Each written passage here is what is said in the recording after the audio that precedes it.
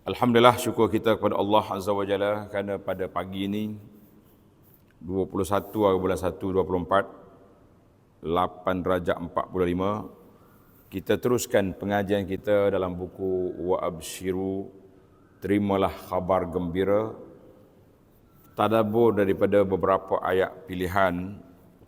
Sambungan kita pada kali ini muka surat 39, bab yang keempat, bersedekah, berzakat dan bersedekah membawa berkat serta 10 kepentingan mengeluarkan zakat. Jemaah yang ada kitab muka surat 39, yang tak ada kitab buka ayat surah At-Taubah ayat 103. Surah At-Taubah ayat 103. أعوذ بالله من الشيطان الرجيم خذ من أموالهم صدقة تطهرهم وتزكيهم بها وصل عليهم إن صلاتك سكن لهم والله سميع عليم. Ambillah sebahagian dari harta mereka sebagai sedekah. Biasanya penggunaan kalimah sedekah dalam Quran dia pergi kepada zakat. Sedekah, zakat. Orang Arab sekarang ni pun masih lagi guna kalau kata sedekah, zakat. Kalau kita nak bagi duit pada orang yang bukan asnaf, kita tak kata sedekah, kita kata hadiah ataupun infak. Jadi infak bukan zakat. Macam kita hari ni banyak tabung-tabung yang dilancarkan. Ada tabung zakat, ada tabung wakaf, ada tabung sedekah umum. Jadi kita bezakan di antara duit-duit itu. Maka ambillah min amwalihim sadaqatan, daripada sebahagian harta mereka sedekah, yakni zakat. Allah tak suruh ambil semua harta orang. Min mana sebahagian. Banyak mana? 1/40. Dia punya skill zakat ni 1/40. Mana kalau kita ada 40 juta, zakat hanya 1 juta je. Tidak banyak. Kalau ada 40 ribu, zakat dia 1000. Kalau ada 400, no, tak cukup zakat nisab. Jadi dia ada nisab dia. Nisab tahun ni berapa? 15,000 lebih, 20,000 ke berapa? Itu dia panggil ada nisab. Baik, apa keperanan zakat? Supaya dengannya engkau membersihkan mereka dari dosa tak keluar zakat, dosa bakhil, dan mensucikan mereka dari akhlak yang buruk. Ini dosa tak keluar zakat daripada akhlak yang buruk, akhlak bakhil, tak mau infak. Dan doakanlah untuk mereka, kerana sesungguhnya doamu itu menjadi ketenteraman bagi mereka. Dan ingatlah Allah Maha mendengar lagi Maha mengetahui. Surah At-Taubah ayat 103. Tadabbur ayat. Allah sebut sini, khudh min amwalihim sadaqatan tutahhiruhum wa tuzakkihim biha. Ini peranan zakat dua perkara. Yang pertama, membersihkan harta mereka itu dari dosa. Dosa apa? Dosa tak keluar zakat. Zakat ni dosa besar kalau tak keluar. Wa tuzakkihim biha, dan membersihkan, mensucikan jiwa mereka dari akhlak yang buruk. Ada orang ni nak sedekah bukan main susah. Kata orang kena tarik dengan tali baru sedekah. Jadi di antara sedekah yang ditarik dengan kuat, dengan paksa, zakat. Perintah Allah Subhanahu Wa Taala supaya pada permulaan ayat ini ditujukan kepada Rasulnya sallallahu alaihi wasallam, agar Rasulullah sallallahu alaihi wasallam sebagai pemimpin mengambil bahagian dari harta benda orang Islam sebagai sedekah ataupun zakat. Sebab itulah dia panggil zakat umum ini, zakat secara terbuka ini menjadi peranan pemerintah Islam, mesti ambil jibayatuz zakah, ambil zakat. Sebab itulah harta kita terbagi dua. Dia panggil harta zahir dengan harta tersembunyi. Harta zahir memang kita kena bayar zakat kepada pemerintah. Macam kilang-kilang, benda-benda hok nampak, itu dia panggil harta zahir. Harta sembunyi yang duduk dalam rumah kita. Barang-barang yang kita simpan, orang pun tak tahu kita ada harta, itu dia panggil ada kelonggaran. Dia kena bayar zakat. Cuma beza di antara khuz, ambil harta tu yang zahir. Macam zaman dulu, zakat ternakan. Satu padang dia ternak. Jadi kita tahu berapa dia punya kadar, berapa dia punya kena. Zakat tanaman, nampak. Jadi sekarang ni kita nampak banyak benda. Kilang-kilang, syarikat-syarikat, itu semua tu dia panggil benda harta yang nampak. Ayat ini turun pada beberapa orang sahabat yang tidak ikut serta berperang dalam peperangan Tabuk kerana sibuk menguruskan harta. Ada sahabat yang tak pergi. Jadi untuk menjadi bukti kebenaran taubat mereka, diambil sedikit daripada harta mereka sebagai zakat. Ini kerana sedekah atau zakat tersebut akan membersihkan diri mereka dari dosa yang timbul kerana ketiadaan mereka dari peperangan itu, dan membersihkan diri mereka dari sifat cinta harta yang mendorong mereka untuk menjauhi peperangan. Kenapa tak pergi perang? Kerana harta, nak uruskan harta. Kerana sibuk dengan itu. Selain itu, sedekah atau zakat sebut akan membersihkan diri mereka dari semua sifat-sifat buruk yang timbul kerana harta benda. Cintakan dunia. Seperti sifat kedekut, tamak, bakhil dan sebagainya. Oleh kerana itu, Rasulullah sallallahu alaihi wasallam mengutuskan para sahabatnya untuk mengambil zakat dari kaum muslimin ke pelosok negeri negara yang telah diperintah oleh Islam. Dihantar.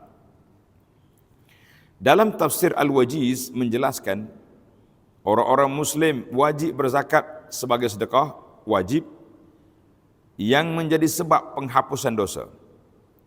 Dan Allah Subhanahu Wa Taala mendorong manusia untuk berbuat kebaikan, kemudian panjatkan doa permohonan minta ampun sebagai bentuk keimanan kepada Allah Azza wa Jalla, sebab Allah Maha mendengar atas apa yang hamba-Nya doakan. Jadi ingat, bila kita ambil zakat ke, terima zakat ke, terima sedekah ke, terima hatta makanan orang beri pada kita pun, kita kena doakan kepada orang yang memberi. Jangan sampai Tuhan dia suruh berdoa baru berdoa. Itu sebahagian masyarakat kita ni, kalau pergi makan rumah orang, kalau Tuhan tak suruh berdoa, tak doa. Sepatutnya tak payah disuruh. Sudah je makan, kita doakan. Allahumma barik lahum fima a'taitahum, fima razaqtahum. Jadi doakan. Itu di antara keindahan Islam. Dalam tafsir As-Sa'di pula mengatakan, orang-orang mukmin dapat mensucikan dan menyempurnakan iman mereka dengan berzakat. Zakat merupakan amalan wajib yang akan membersihkan mereka daripada perangai buruk dan akhlak yang hina, menambah pahala di dunia dan juga di akhirat, dan menyuburkan harta dengan keberkatan. Ini satu lagi isu yang tak ada dalam cukai-cukai yang lain, isu barakah, keberkatan dari Allah Azza wa Jalla. Di samping itu, dapat dikatakan bahawa pembayaran zakat bermaksud membersihkan harta benda yang masih ada, kerana pada harta benda seseorang itu terdapat hak orang lain. 1/40 dalam harta kita, hak orang miskin. Secara automatik. Atau orang-orang lain, Islam telah ditetapkan sebagai orang-orang yang berhak menerima zakat. Allah sendiri yang bagi zakat dalam Quran. Innamas sadaqatu lil fuqara'i wal masakin. Ada 8 asnaf zakat yang ditentukan oleh Allah Azza wa Jalla. Selama zakat itu belum dibayar oleh pemilik harta tersebut, maka selama itu pula harta bendanya tetap bercampur dengan hak orang lain yang haram untuk dimakannya. Akan tetapi bila dia mengeluarkan zakat dari hartanya, maka harta tersebut menjadi bersih dari hak orang lain. Maknanya kita selagi harta kita tak asingkan, bila cukup masa keluar zakat, kita tak asingkan duit. Maknanya hak orang ada dalam harta kita. Hak orang miskin ada dalam akaun kita. Menunaikan zakat juga akan menyebabkan keberkatan pada baki harta yang masih tinggal. sehingga ia tumbuh dan berkembang biak. Sebaliknya bila zakat itu tidak dikeluarkan, maka harta benda seseorang tidak akan memperolehi keberkatan. Nampak banyak hari-hari kita duk gilak tengok akaun, tapi akaun kita tidak ada barakah daripada Allah.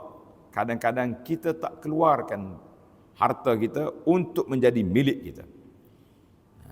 Satu, perlu diketahui, walaupun perintah Allah Subhanahu wa taala dalam ayat ini pada zahir dan asalnya ditujukan pada Rasulnya sallallahu alaihi wasallam, dan turunnya ayat ini berkenaan dengan peristiwa sahabat-sahabat yang tidak ikut berperang, namun hukumnya umum terhadap semua pemimpin atau penguasa dalam setiap masyarakat Muslim untuk melaksanakan perintah Allah dalam masalah zakat ini, iaitu untuk memungut zakat tersebut dari orang-orang Islam yang wajib berzakat dan kemudian membahagi-bahagikan zakat itu kepada orang yang berhak menerimanya. Dengan demikian maka zakat akan dapat memenuhi fungsinya sebagai sarana yang efektif untuk membina kesejahteraan masyarakat. Hari ini pun kita tengok pusat-pusat zakat, PPZ, badan-badan zakat telah mengeluarkan kenyataan setiap setahun apa yang mereka perolehi, berapa ratus juta dan ke mana saluran yang telah disampaikan. Kita kata alhamdulillah, itu peranan pusat-pusat zakat. Jadi kita sebagai orang perantara, kalau kita tahu orang yang belum dapat, kita kena maklumkan, tuan kena ambil, kena minta pergi ke pusat zakat, ini borangnya ini. Jadi kena maklumkan. Maka dan Nabi SAW dalam ayat Al-Quran Tuhan kata wasalli alaihim, dengan makna doakan mereka. Inna salataka sakanul lahum, kerana sungguhnya doamu itu, doa Nabi SAW itu akan menjadi ketenteraman bagi orang yang penerima zakat. Kenapa tak nak? Siapa tak nak doa Nabi? Seterusnya dalam ayat ini Allah SWT memerintahkan kepada Rasulnya dan juga kepada setiap pemimpin dalam masyarakat agar dapat berdoa kepada Allah setelah melakukan pungutan zakat dan pembahagian zakat. Bagi keselamatan dan kebahagiaan pembayar zakat, doa tersebut akan menenangkan jiwa mereka dan akan mententeramkan hati mereka serta menimbulkan kepercayaan dalam hati mereka bahawa Allah Subhanahu wa taala benar-benar telah menerima zakat mereka, insya-Allah. Kita nak confirm itu kuasa Allah, tapi sekurang-kurangnya ada doa yang menenangkan jiwa. Antara doa yang disarankan, doa ini kita ambil dalam kitab Al-Azkarun Nawawi. Mungkin ada ustaz-ustaz tanya ni, ambil mana ni ustaz? Tulis itu. Doa ni ambil dari Azkar, kitab Al-Azkarun Nawawi. Dia kata di antara doa yang dibaca bila orang bagi zakat ke sedekah, kita kata ajarakallahu fima a'taita. Coba ikut baca ni. Ajarakallahu fima a'taita wa ja'alahu laka tahura wa baraka laka fima abqaita. 3 elemen kita minta kepada orang yang keluarkan zakat. Yang pertama, ajarakallahu fima a'taita. Semoga Allah memberimu pahala atas apa yang telah engkau berikan. Satu, maknanya zakat kamu bagi ni, kita minta Allah Ta'ala beri pahala. Yang kedua, waja'alahu laka tahura, dan menjadikannya sebagai penyuci jiwa kamu. Pembersih harta, harta kita tak ada lagi hak orang miskin, dan bersih jiwa kita daripada apa? Daripada sifat bakhil, sifat sayangkan harta. Wa baraka laka fima abqaita, dan Allah Ta'ala memberkatimu apa yang masih berbaki dalam akaun, dalam simpanan, dalam geran yang kita miliki, kita minta Allah berkat. Suka tak suka kita bila dapat doa ni? Bila kita sedekah, bila kita infak, doa ni disampaikan kepada kita, tentu kita rasa senang hati. 3 perkara yang diminta. Alhamdulillah. Ini kena ingatlah, apa ni, orang-orang yang terima zakat tu tulis doa ni. Nah, kita bacakan dia. Tak payahlah format rasmi, mana kita baca gitu ya. Atau bacalah apa-apa doa yang merangkumi penerimaan, keampunan dan keberkatan harta pada pembayar zakat. Sekurang-kurangnya ada orang panggil sambutan daripada kita. Dari Abi Hurairah radhiyallahu anhu, sabda Nabi sallallahu alaihi wasallam, likulli nabiyyin da'watun yad'u biha fa uridu an akhtabi'u da'wati syafa'atan li ummati yaumal qiyamah. Nah, ini jaminan Nabi sallallahu alaihi wasallam. Nabi kata, setiap nabi ada doa mustajab. Makna Allah Taala bagi pada dia satu kuasa doa mustajab. Meminta jadi lalu. Hadis ini panjang. Nabi kata semua nabi dah doa. Dah gunakan doa tu. Nabi Nuh doa tenggelam habis bopok kapir. Nabi Musa doa tenggelam gaib Firaun dalam laut dengan kuncu-kuncunya. Mayat dia dihantar balik lepas dia mati. Semua doa. Aku simpan doa aku untuk syafaat pada umat pada hari kiamat. Allahumma salli ala Muhammadin wa ala ali Muhammad. Itulah yang dipanggil Nabiyur Rahmah. Nabi pembawa rahmat. Rasul Rabbil Alamin wa syafi'il muznibina yaumal qiyamah. Utusan Allah pemberi syafaat pada hari kiamat dengan izin Allah Azza wa Jalla. Maka itu Rasulullah, dia kata aku simpan doa aku khas untuk menyelesaikan masalah kamu pada hari kiamat. Di akhir ayat Allah kata apa? Wallahu sami'un alim. Dan ingatlah Allah Maha mendengar lagi Maha mengetahui. Pada akhir ayat ini dipanggil ilmu tadabbur. Biasanya awal ayat dengan ekor ayat. Dia nak kait dua tu. Pada akhir ayat ini diterangkan bahawa Allah Subhanahu wa taala Maha mendengar setiap ucapan hamba-Nya yang bertaubat. Allah Maha mengetahui semua yang tersimpan dalam hati sanubari hamba-Nya. Sama ada kita keluar zakat itu ikhlas ke tak ikhlas, Allah tahu. Kita sedekah infak, kita ikhlas ke tidak, di bawah pengetahuan Allah Azza wa Jalla. Seperti rasa penyesalan dan penggelisahan yang timbul kerana kesedaran atas kesalahan yang telah dilakukan. Sesungguhnya doamu itu memberikan ketenangan dalam hati mereka yang sudah lama gelisah dan cemas akibat dari dosa-dosa yang mereka lakukan. Kemudian sampaikan kepada mereka bahawa Allah Subhanahu wa taala Maha mendengar semua permintaan dan permohonan ampun dari hamba-Nya. Allah Subhanahu wa taala Maha mengetahui semua isi hati hamba-Nya yang tulus ikhlas dalam taubat mereka. Ini penting dalam kita bertaubat, kita istighfar, kita tahu Allah Ta'ala dengar.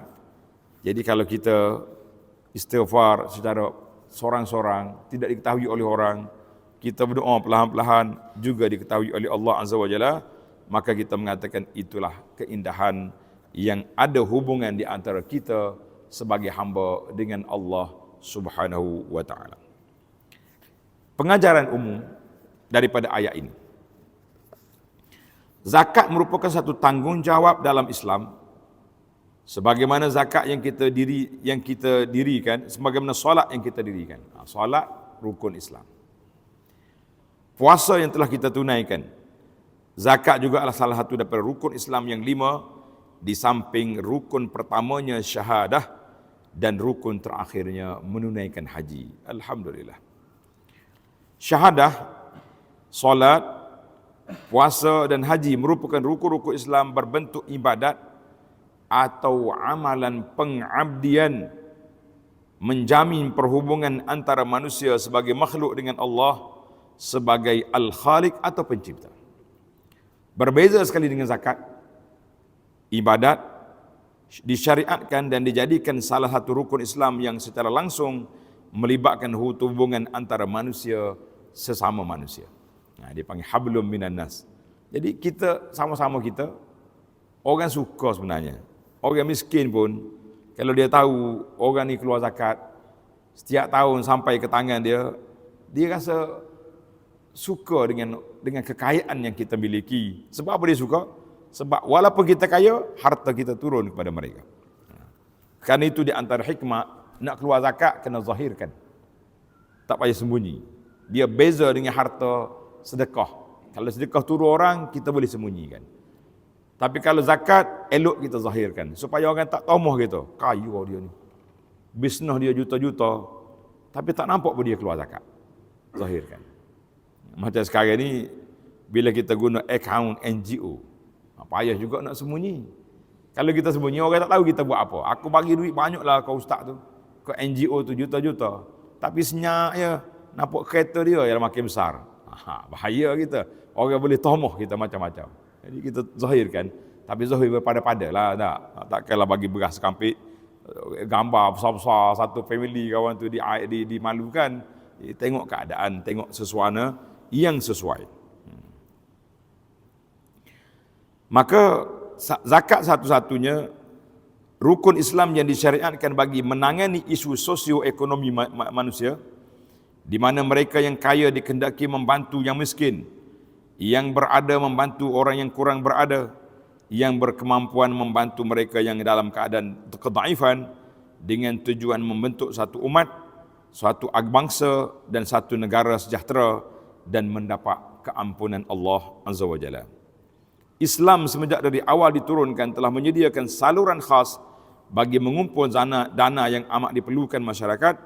Maka zakat yang dinobatkan sebagai salah satu rukun dari 5 rukun Islam merupakan tonggak agama dan kaedah yang sistematik disyariatkan dengan membawa hikmah dan falsafah yang amat besar.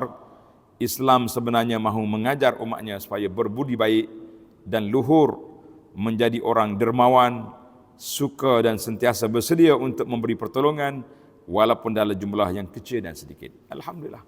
Setengah orang ni diholor dia tu, ustaz ini duit zakat saya. Ingat kau bolehlah 5,000, 500 je ada. Dan duit dia tak banyak. Tapi bila orang keluar zakat secara umum, maklum di publik, orang boleh kali dia punya berapa harta. Orang ni keluar zakat 10 juta zakat. 10 juta maknanya aset dia ada 40 juta. Mudah yang nak kali. Nak tahu harta orang, tengok dia keluar zakat. Sebab tu setengah orang tu dia tak bagi satu tempat. Dia bagi banyak tempat. Mungkin dia bagi sini, bagi sana supaya orang tak mudah nak kira sekaligus. Kita kata alhamdulillah, yang pentingnya kira pun tak apa sebab zakat sudah dikeluarkan. Allah Taala taqabbalallahu minna wa minkum as-sadaqatikum. Allah Taala kabulkan sedekah kamu. Baik. Sekarang kita masuk ke yang kedua, kepentingan mengeluarkan zakat ada 10 perkara. Saya akan ambil ringkas. Oleh kerana buku ni ada di tangan kebanyakan kita sudah ada buku, tuan-tuan boleh baca untuk pendetailan kepada perbincangan kita ini insya-Allah. Yang pertama, kepentingan yang pertama zakat menyempurnakan keislaman seorang hamba. Jangan main-main. Lengkapkan Islam kita tu dengan zakat. Zakat merupakan sebahagian daripada rukun Islam yang 5. Apabila seseorang melakukannya, maka sempurnalah keimanannya, keislamannya. Hal ini tidak diragukan lagi merupakan suatu tujuan hikmah, maqasid ataupun objektif yang amat agung, dan setiap Muslim mesti selalu berusaha agar keislamannya menjadi sempurna. Sebab tu zakat dia ulang setiap tahun. Zakat berulang setiap tahun, sebagaimana salat berulang setiap hari. Sebab kita perlu bersihkan harta kita setiap tahun. Tahun ni keluar zakat. Itu di antara hikmah zakat tidak macam wakaf. Harta wakaf kita buat bangunan. Harta kekal. Sebab kita wakaf sekali tak apa dah. Saya wakaf 10 juta buat masjid. Cukup. Kalau kita mati, aset, pahala sedekah jariah ni mengalir dalam kubur sepanjang masa. Itu perbezaan. Adapun zakat, kegunaan orang miskin setiap tahun. Jadi oleh kerana harta kita setiap tahun bertambah, harta kita setiap tahun, maka dia kena zakat setiap tahun. Kerana itu zakat aset cair. Dia panggil aset cair, diberi kepada asnaf, digunakan pada ketika itu juga. Jangan simpan lebih daripada setahun, kerana tahun depan mari hak lain pula. Itu kita panjanglah. Macam sekarang ni ada sebahagian pusat zakat, dia melabur, dia buat aset tu aset ni, kita kata itu kita serah ke majlis fatwa yang putuskan, bukan di meja ceramah yang boleh menimbulkan salah faham ataupun kecelaruan masyarakat. Baik. Ya, hikmah yang kedua, kepentingan yang kedua, membuatkan keimanan seorang menjadi sempurna. Yang tadi keislaman, ia ini keimanan pula. Beza iman dengan Islam, ya. Islam amali. Kita turun padang bagi pada orang. Iman, keyakinan kita kepada Allah Azza wa Jalla dalam hati kita. Mana dalil kita mengatakan sempurna keimanan? Dalilnya sabda Nabi sallallahu alaihi wasallam, la yu'minu ahadukum hatta yuhibba li akhihi ma yuhibbu li nafsihi. Tidak sempurna iman seorang kamu sehingga kita sayang pada saudara kita seperti kita sayang pada diri kita sendiri. Hadis ini dalam Bukhari Muslim. Sebagaimana kita suka jika ada saudara kita meringankan kesusahan kita, begitu juga sepatutnya kita suka untuk meringankan kesusahan saudara kita yang lain, maka pertolongan itu menguatkan keimanan kepada Allah Azza wa Jalla. Karena itu kita jadi, bila kita sedekah, kita bagi zakat, kita happy. Tak sama dengan kita bayar cukai ataupun kena denda ke JPJ. Nah, tak sama. Bayar juga, tapi jiwa tidak sama seperti orang bayar zakat. Yang ketiga, penyebab masuknya ke dalam syurga. Allahu Akbar. Dalam hadis Nabi SAW bersabda, inna fil jannati ghurafan. Panjang hadis ini, saya sebut di akhirnya. Dia sebut terjemahan. Sesungguhnya dalam syurga terdapat bilik yang luarnya dapat dilihat dari dalamnya, dan dalamnya dapat dilihat dari luarnya. Kalau kita sekarang ini macam bilik kristal, nampak belakang dalam, luar nampak. Kemudian ada seorang badui berdiri lantah bertanya, milik siapakah bilik yang cantik itu wahai Rasulullah sallallahu alaihi wasallam? Baginda Nabi sallallahu alaihi wasallam bersabda, yang pertama bagi orang yang berkata baik, yang kedua memberi makan di antaranya melalui zakat. Kita beri zakat pada orang ni, rajin berpuasa, solat kerana Allah pada malam hari di saat orang lain tidur, maka hadis ini rawahu Tirmizi dengan sanad yang baik. Kita mengatakan itu di antara lubang lorong kita ke syurga insya-Allah. Yang keempat, menjadikan masyarakat Islam seperti satu keluarga besar, suatu kesatuan ummah. Orang kaya tolong orang miskin. Dan orang kaya pun jangan sombong. Jangan kata, oh, sebab akulah orang miskin senang. No, sebab orang miskin lah kita senang. Itu sepatutnya. Kalau tak ada kuli buat kerja, tutup syarikat kita. Siapa nak buat? Awak nak buat sendiri. Tak pandai pun dia. Nah, pegang sepanah pun tak erti kata orang.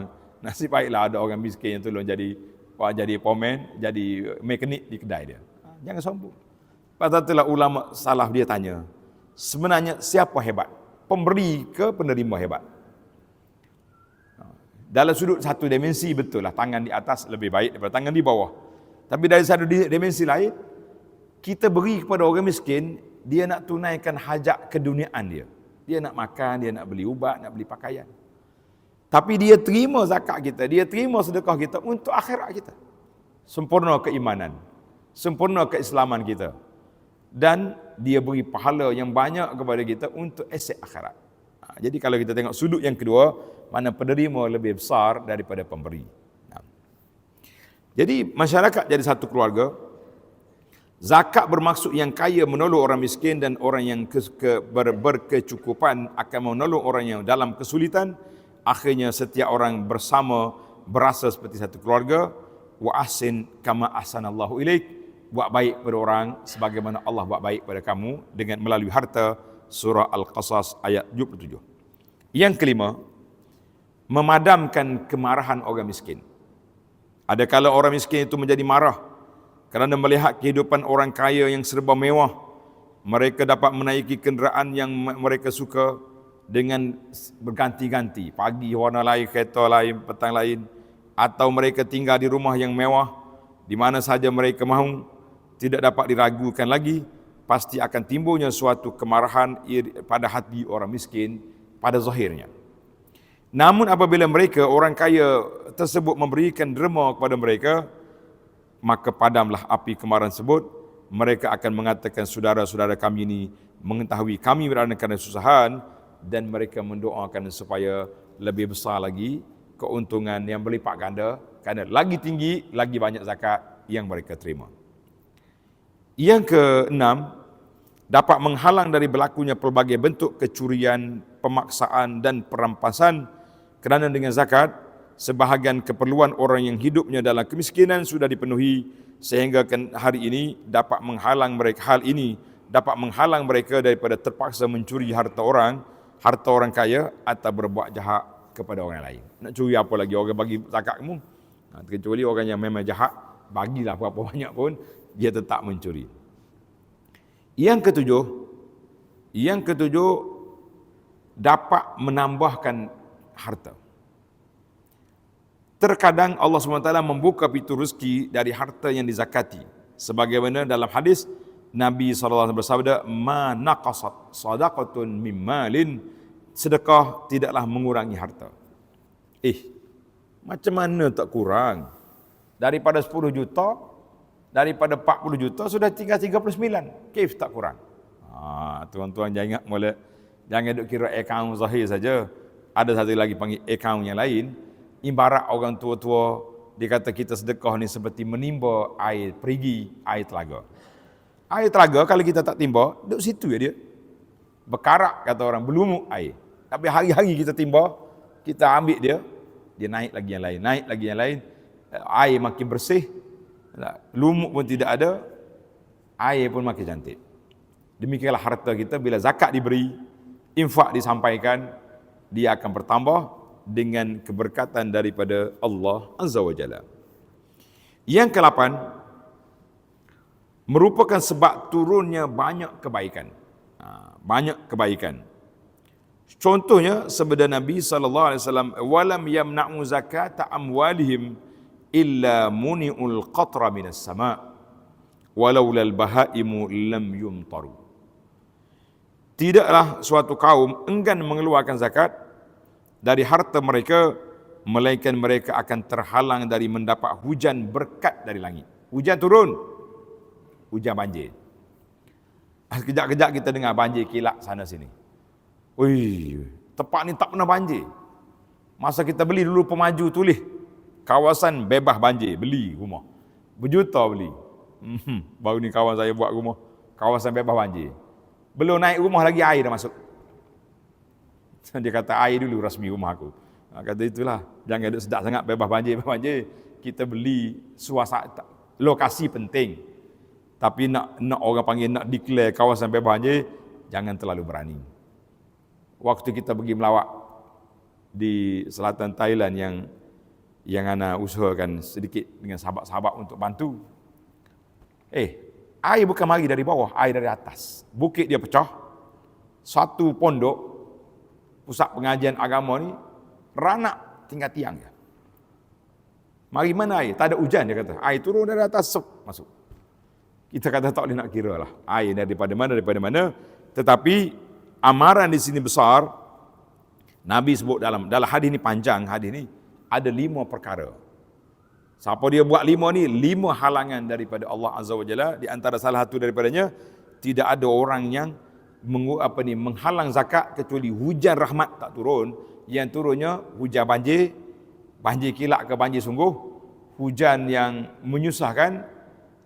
Kita ni kadang-kadang mengaru air banjir. Sampai hampir nak tenggelam kereta. Balik-balik kat rumah, buka paip, air tak ada. Nak kata apa? Orang dulu tak ada paip air pun, guna air perigi, air telaga, ya. Tunggu air hujan turun, mereka dapat hidup senang. Barakah daripada Allah Azza wa Jalla. Kita ingat, ni sehari dua naik pula tarikh air. Jangan marah saya dekat air. Saya sebut je dah, sebab khabar sebut. Naik kata apa? Nabi kata, "Laulal bahaim lam taru", kalau tidak kerana hayawan nak minum air juga, kamu pun tak dapat hujan. Allahu Akbar. Terima kasih kepada hayawan kerana dia duk panggil hujan. Kita menumpang tuah. Hayawan dia tak ada zakat, dia tu bahan zakat. Kalau kambing dia bela dengan cukup zakat. Allahu Akbar. Baiklah, yang ke-9, zakat akan mengurangkan kemurkaan Allah Azza wa Jalla. Sebagian disebut, "Inna sadaqata tutfi'u ghadabar rabb wa tadfa'u mitatas su". Sedekah itu dapat memadamkan murka Allah dan mencegah daripada mati dalam keadaan buruk. Hadis ni rawahu Tirmizi, sanad dia dhaif. Yang pentingnya, banyak hadis-hadis lain yang menggalak kita sedekah. Sedekah memadamkan kemurkaan Allah. Sebab apa? Sebab kita hak miskin kita tunaikan.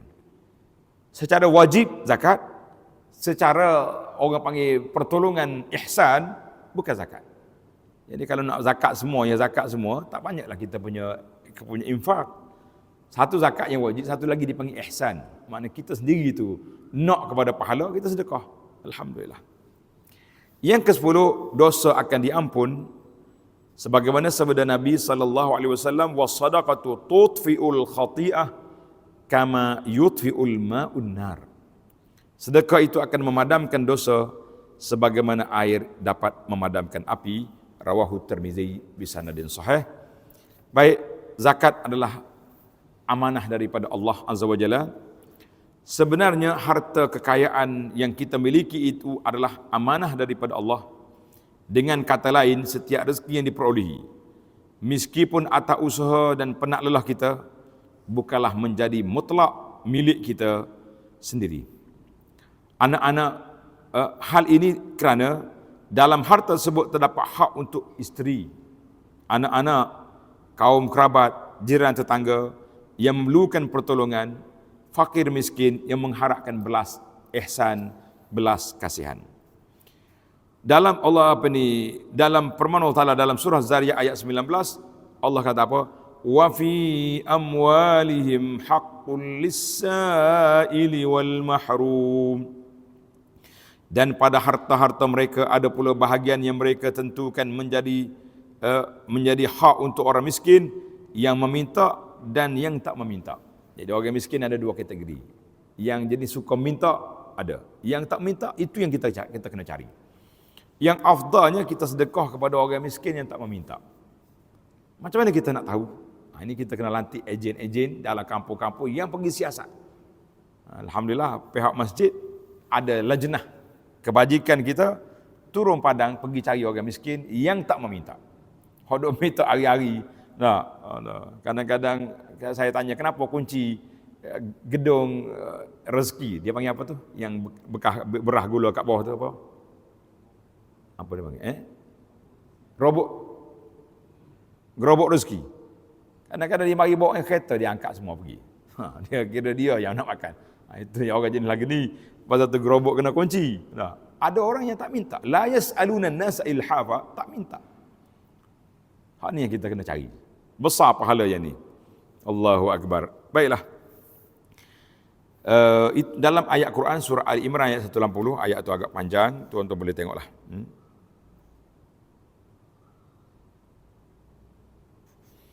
Baik, sesungguh-sungguh pun demikian, Islam tidak menghalang umatnya untuk menjadi orang berharta. Ini terbukti dengan adanya dorongan kepada umat Islam agar bekerja keras mencari rezeki walaupun mengetahui kedatangan hari kiamat pada keesokan harinya. Maknanya usaha kita kena buat, kita kena jadi orang kaya. Sebagaimana di zaman Nabi SAW, ikon orang kaya dikenali dengan nama Abdul Rahman bin Auf, ataupun menantu Nabi SAW, iaitulah Sayyidina Uthman bin Affan radhiyallahu anhu. Ketika gawat negara tak ada bajet nak pergi berperang, Uthman yang holorkan berapa puluh ekor unta dengan barang-barangnya di atas unta dengan untanya. Maka Nabi SAW gembira. Nabi kata, ma darra Uthman ma fa'ala ba'da al-yawm. Uthman tak ada mudarat lagi apa dia buat lepas daripada hari ini, kerana sumbangannya yang terlalu besar. Mana kalau Nabi tak suka dengan orang yang infak, orang yang banyak harta, tentulah Uthman nak kahwin anak dia kali kedua, dia kata tinggalkan bisnes, mari kita dakwah aja. Nak, Nabi tak suruh tinggal. Bahkan Nabi puji Sayyidina Uthman kerana dialah tokoh jutawan, tokoh hartawan, tokoh ahli kopra yang beriman kepada Allah, yang menunjukkan contoh yang baik. Kalau tuan-tuan baca, semalam saya cerita tentang Abdul Rahman bin Auf, bagaimana ketika dia terkenangkan kepada kekayaan yang dimiliki dan mengenangi sahabat-sahabat seperjuangan yang telah pergi, menangis Abdul Rahman sehingga sampai mereka tak jadi nak makan buka puasa. Ini maknanya walaupun dunia di tangan tapi tidak melekat di hati. Itu penting. Ini kerana mereka faham bahawa kehidupan sebenar adalah kehidupan di akhirat, dan harta sebenar adalah harta yang dihantar untuk dinikmati untuk hari akhirat. Jadi baiklah. Ini kita kempen hartaku milikku. Tuan-tuan ambil hartaku milikku ni. Macam mana harta nak jadi milik kita? Yang pertama yang kita dah guna, yang kedua yang kita dah pakai, yang ketiga yang kita infak. Kesimpulan ayat sebagai penutup, Yang pertama, pensyariatan zakat kepada manusia adalah semata-mata untuk menyuburkan keadilan dalam kehidupan manusia dan membela golongan yang diuji dengan kemiskinan dan kesusahan. Dua, melalui pengagihan zakat yang sempurna akan mampu meningkatkan ekonomi umat Islam. Tiga, menjadi kewajipan dan tanggungjawab kita untuk menunaikan zakat. Mudah-mudahan amalan berzakat akan dekat di hati dan dapat meraih keberkatan rezeki, bahkan memperoleh ketenangan hati serta hidup bahagia di dunia hingga kematian. Dan dalam ilmu tadabbur tentang sedekah, dia kata kenapa dalam Quran Allah Ta'ala banyak wa anfiqu, banyak gunakan ayat infak. Kenapa? Sebab manusia ni dia suka dengar. Bila dia suka dengar, dia sebati dengan jiwa dia. Jadi bila kita terlalu banyak dengar ayat zakat, ayat sedekah, jadi kita pun nak sedekah. Alhamdulillah, tak kira lah sedekah subuh ke, sedekah asar ke, sedekah Jumaat ke, itu semua tu ilmu psikologi, nak menggalakkan orang sedekah tak. Kita kata sedekah hari Jumaat, ramai orang bagi. Sedekah hari Sabtu tak ada orang buat. Macam kempen hari ni, orang duk kempen Jumaat, subuh macam Jumaat. Tapi dia kempen sehari tu je, hari lain kosong juga. Kempen 5 hari dah bang. Dia kata nanti lah Ustaz, kita buat satu-satu lah. Dipersilakan. Yang penting kempen tu jalan. Cuma ada orang bergurau, dia kata kalau kempen subuh macam Jumaat tak apa. Tapi kalau kempen Zuhur macam Jumaat tak boleh. Betul ke Zuhur macam Jumaat tak boleh? Pasal apa Zuhur tak boleh macam Jumaat? Sebab Zuhur 4 rakaat. Jumaat 2 je. Kalau Zuhur macam Jumaat batal solat kita. Itu dia panggil ilmu gurau-gurau lah. Kita ni hidup serius sangat pun tak boleh juga. Baiklah, tamaklah tadabbur kita hari ni. Ayat berapa? Ayat surah At-Taubah ayat 103. Mudah-mudahan ada manfaat, membangkitkan semangat untuk menjadikan program hartaku milikku, insya-Allah. Subhanakallahumma wa bihamdika asyhadu an la ilaha illa anta astaghfiruka wa atubu ilaik. Wa sallallahu ala nabiyyina Muhammadin wa ala alihi wa sahbihi ajma'in. Walhamdulillahi rabbil alamin.